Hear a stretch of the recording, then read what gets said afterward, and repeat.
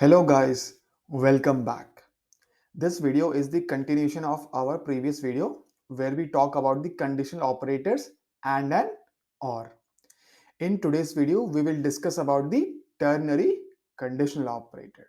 So without wasting time, let's get started. The ternary conditional operator has a syntax as you can see on the screen. And it is called ternary operator because it has three operands, right? The first is your Boolean expression. The next is the value to assign if your Boolean expression evaluates to true. And later we have the value to assign if the Boolean expression evaluates to false, right? And you should remember that this is an example of the short circuit evaluation as only one of the two expression is evaluated, and we will understand ternary conditional operator with the help of the program. Now consider this example where on line 3 we have initialized two integer variables a and b with the values of 2 and 3 respectively, while we have just declared the integer variable c. And suppose we want to assign the value of c such that it contains the value which is greater among a and b, right? So we can do this with the help of the ternary operator. On line 5 we use the ternary operator to assign the value to the variable c. Now look at the expression properly after the assignment operator. So first we have this condition to check, this a greater than b, right? Which evaluates to a boolean. And after that we have this question mark. Followed that we have this value 1 which is a, then we have the colon, and then we have the value 2, right? And the value a is set for the variable c if this condition evaluates to true. Otherwise it will be set for the value of b. All right.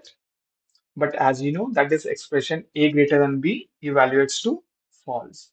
So the value of c will be set with the value of b, which is 3, right?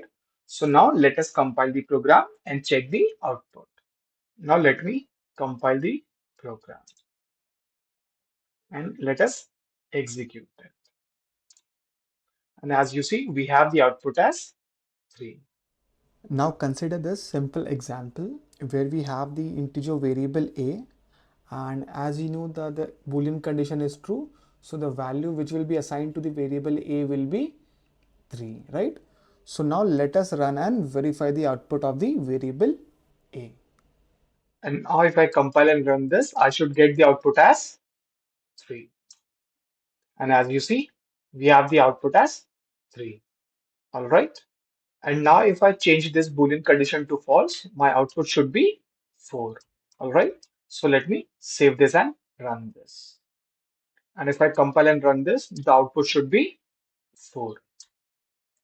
And look, the output is 4. And there are a few things what we need to know about your ternary operators. So first is you cannot write your expression something like this, as conditional expression is not an expression statement, right? So you will get the compilation error.